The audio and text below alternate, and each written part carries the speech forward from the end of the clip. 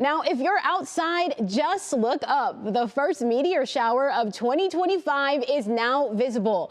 Now, NASA says under clear skies, you could see up to 120 meteors per hour. No special equipment is needed. You can see it with just your eyes. The shower will continue until January 16th.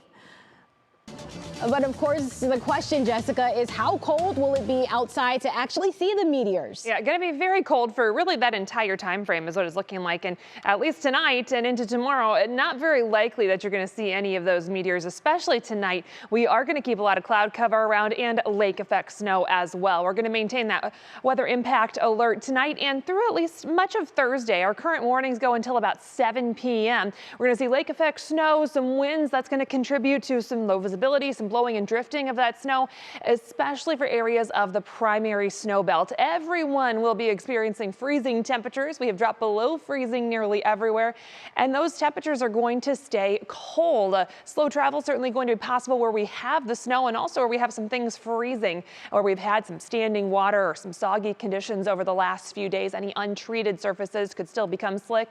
Now the temperatures have dropped. They are not improving anytime soon. We're going to stay stuck in the 20s to low 30s as we go through the rest of this week and even into early next week, and even as we extend towards the middle part of January. Still a good chance for below average temperatures. So we look to kind of stay within the chill all the way through at least the first half of the month, kind of making up for those 60s we had over the last weekend. Now that our temperatures have dropped below freezing, we're actually seeing some of that snow start to stick. It had a hard time sticking for a lot of locations earlier today.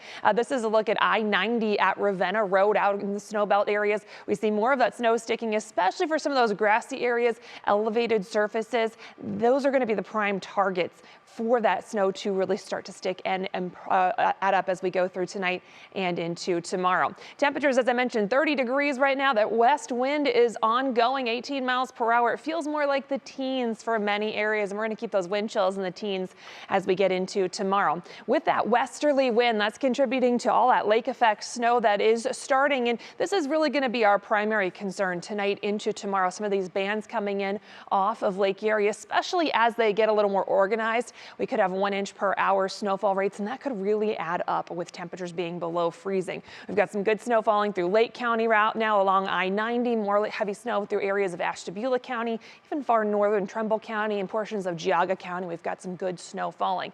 So these are the areas we're watching. We've got lake snow warnings that are going to be in place. Some areas could see up to 6 to 10 inches of snow where those heavier bands persist. And then, of course, some blowing, drifting, low visibility, all going to be factors for us. As we get into that National Design Mart hour-by-hour forecast, we're going to watch that lake effect snow really take aim for that primary snow belt area through the day tomorrow. Everyone else maybe just a flurry, brief snow shower, nothing too impactful. We're going to watch the snow belt. That does taper off as we go through the evening hours. It's just a brief lull. We're going to be right back to some scattered snow arriving after midnight and into Friday morning. That could mean some minor accumulations as you get up Friday morning. Behind that, we're going to see another round of lake effect snow developing. This one's going to have more of a northwesterly component to it.